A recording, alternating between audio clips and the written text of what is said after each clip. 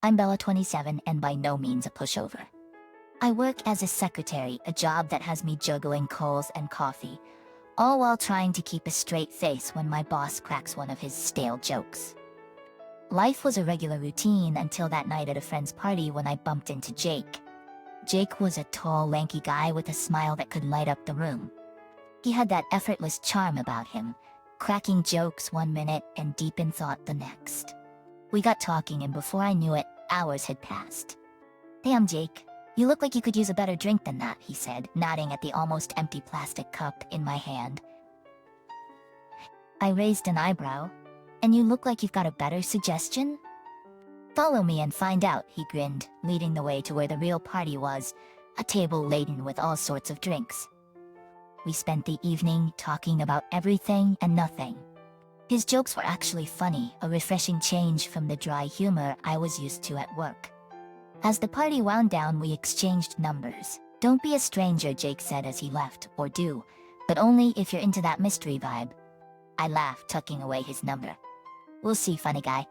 As I headed home, I couldn't shake off the feeling that this was the beginning of something. But that night, it was just the city lights, the lingering laughter from the party, and the slight buzz from the drinks. The next few weeks were a blur of texts and calls with Jake. He was like a breath of fresh air, always popping up with a joke or a plan to meet up. It was hard not to get swept up in his energy. Then came the day he invited me over to his place. "You gotta meet the folks," he said casually, as if it wasn't a big deal. "Meet your parents?" I hesitated. "Aren't we moving a bit fast?" "Nah, they're cool. Plus, I want them to meet the girl who's been stealing all my time," he joked. But I could tell he was serious. I agreed, not knowing what I was walking into. Looking back, I wish I had taken a bit more time. Maybe then I would have seen what was coming. But life doesn't give you a heads up, does it? No, it just throws you in the deep end and watches as you try to swim. The day to meet Jake's parents came quicker than I'd have liked. I remember standing in front of my closet trying to pick out something that said "nice to meet you" and not "I'm here to steal your son." Finally settling on a simple dress, I took a deep breath and headed out. Jake's house was one of those big, sprawling places with a garden out front. Flowers, trees, you name it, his mom had it growing there. "She'll love to show you around," Jake had said with an enthusiasm I didn't quite share. As we walked up to the door, Jake squeezed my hand. "Don't worry, they're going to love you." The door swung open, and there stood Mrs. Green, a woman with a stern look that could make a grown man flinch.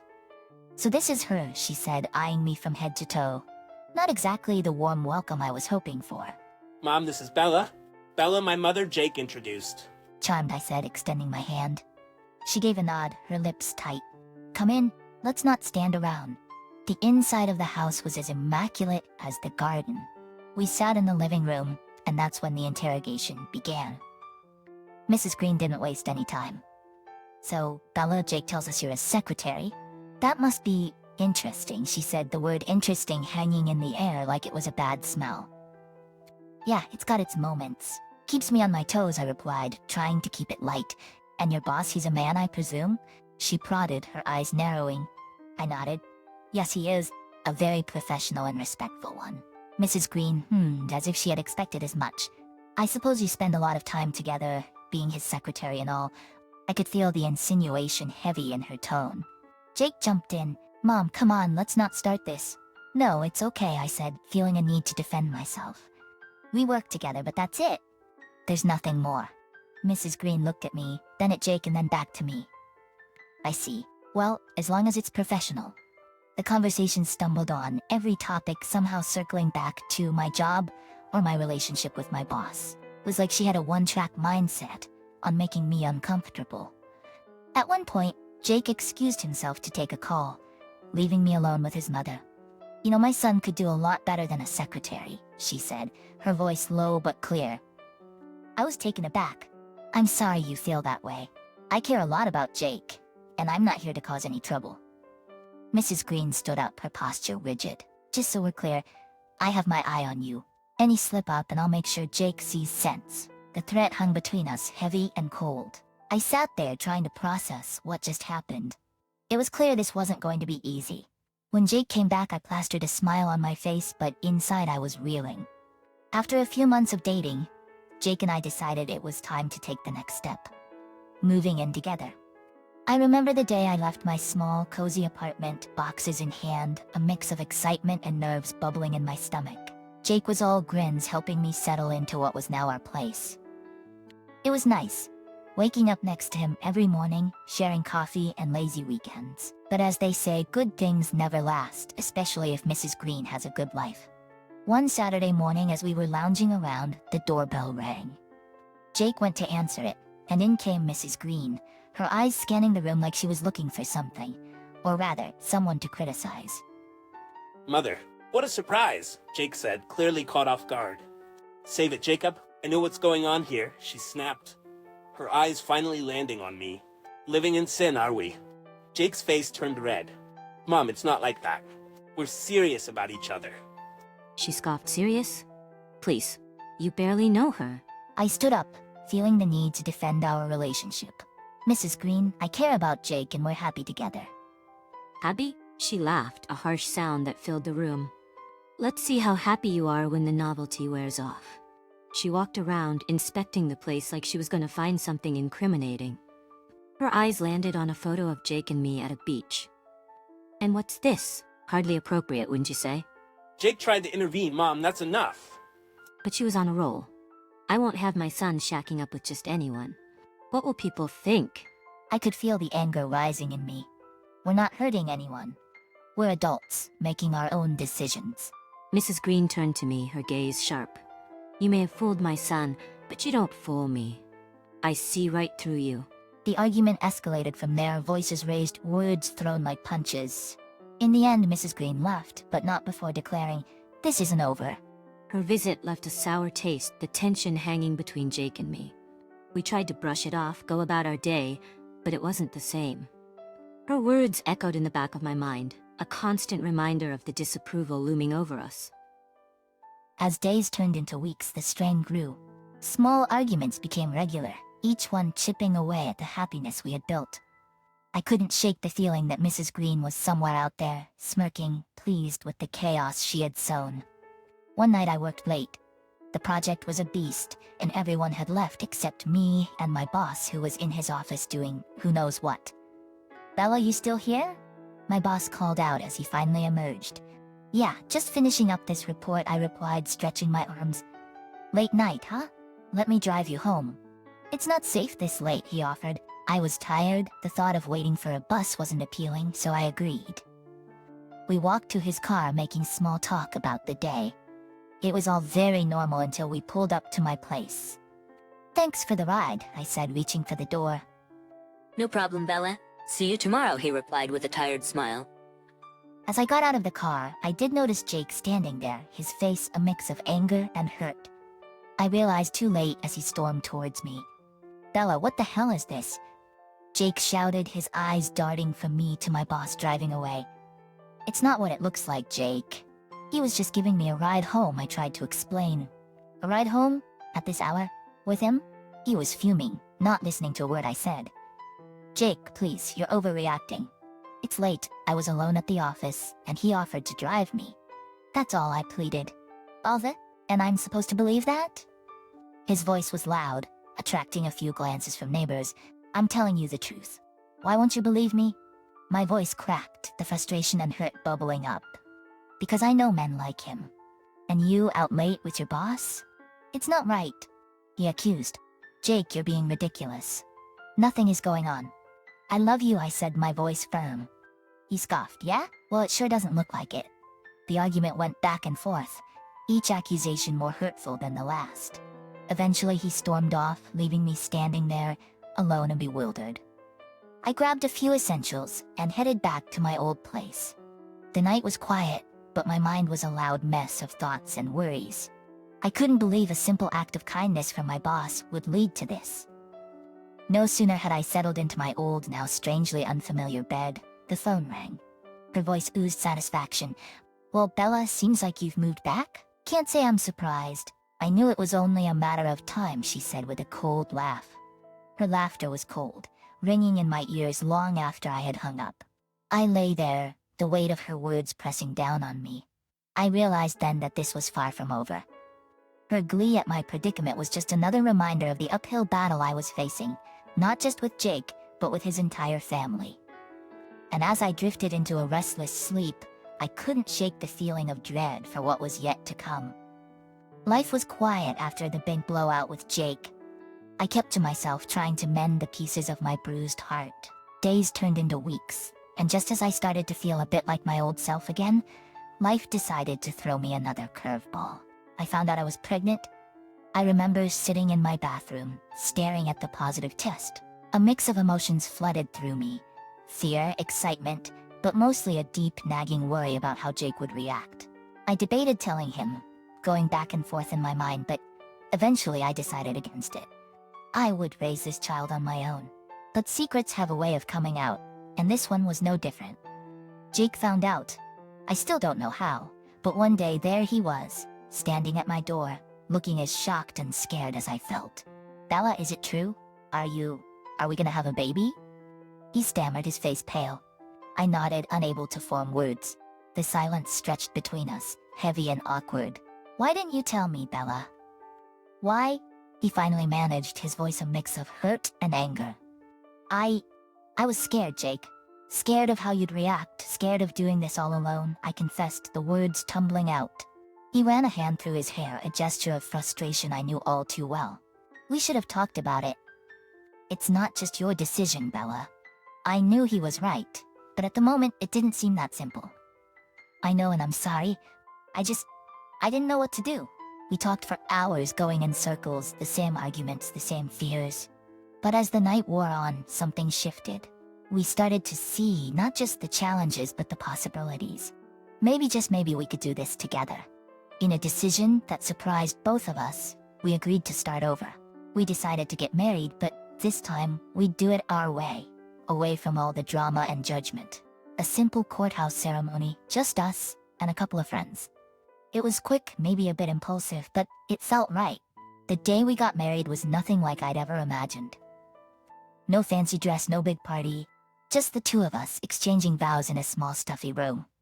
But when I looked into Jake's eyes, I knew it was perfect. We kept it a secret, not ready to deal with the fallout from his family, especially Mrs. Green. We needed time to adjust, to prepare for the baby, to figure out how we were gonna handle everything. It was our little bubble of happiness, fragile but ours. Jake and I were living in our little world, trying to prepare for the baby's arrival. But we both knew we couldn't keep our secret forever. The day finally came when Jake decided it was time to tell his parents. "We gotta do it, Bella. They need to know about the baby, about us," he insisted one morning, a determined look on his face. I was scared, to say the least. "But what about your mom? You know she's gonna flip," I said, my voice trembling. He took my hands in his. "I'll handle Mom. You just focus on you and the baby." So we went to his parents' house. My heart was pounding as we walked up the driveway. The door opened and there stood Mrs. Green, looking as stern as ever. "Jacob, what are you doing here?" "And you brought her," she said, eyeing me with disdain. Mom, we've got something to tell you. It's important, Jake said, stepping in front of me slightly. She let us in, the curiosity clear on her face. We all sat down, the tension thick in the air. Jake took a deep breath and began, "Mom, Dad, Bella, and I got married a few months back. And we're expecting a baby." There was a moment of stunned silence before Mrs. Green erupted. "Married? A baby? How could you be so irresponsible?" "Mom, it's not like that. We love each other.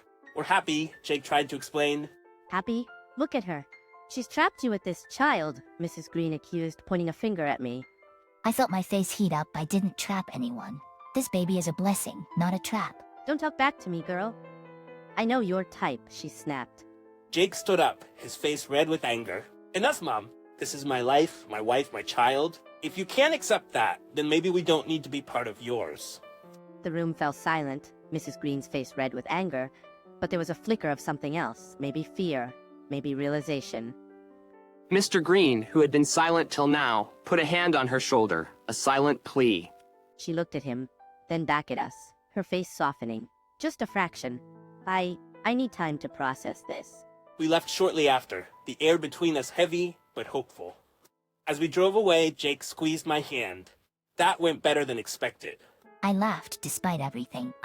Yeah, if you consider World War III better than expected. But it was out now, the truth.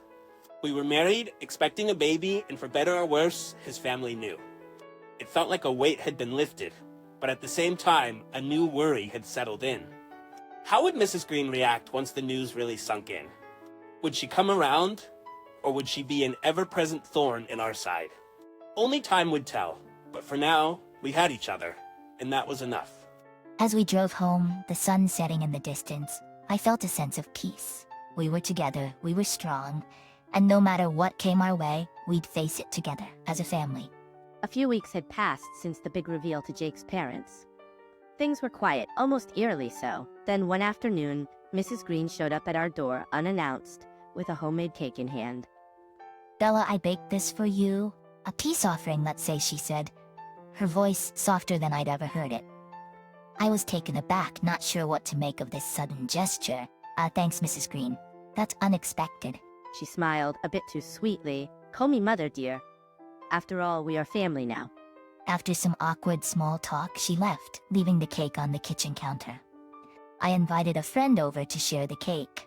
Hey, Lisa, want to come over for some cake? It's a long story. Lisa arrived and I cut the cake, serving us both a piece. But as fate would have it, she was on a new diet kick and refused at the last minute. You know what? I'll take it home for later. My cheat day's tomorrow, she laughed, wrapping up a big slice. I shrugged and took a bite of mine. It was delicious, almond flavor bursting in my mouth. But as the evening wore on, I started feeling odd, queasy. I chalked it up to pregnancy nausea and went to bed early. But the nausea didn't go away, it got worse. By midnight, I was violently ill, and Jake rushed me to the hospital. After what felt like endless tests and worried looks from doctors, they told us the shocking news. There was a toxic substance in my system, something commonly used in gardening to kill pests. Jake's face went white as he realized the implication. The cake, my mom. I was too weak to respond, a cold dread settling in my stomach. Had Mrs. Green really tried to harm me? To harm her own grandchild?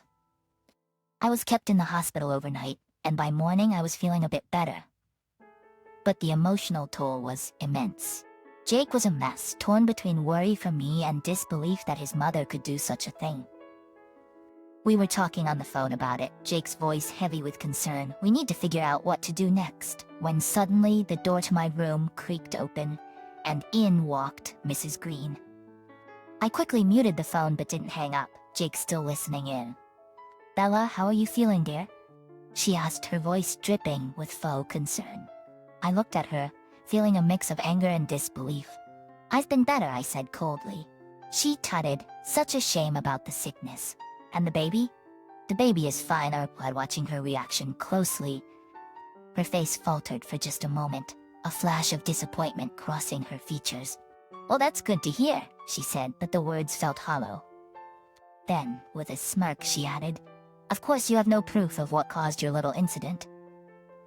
I made sure of that when I threw away the rest of that cake first thing this morning. My heart raced, Jake still on the line, hearing every word.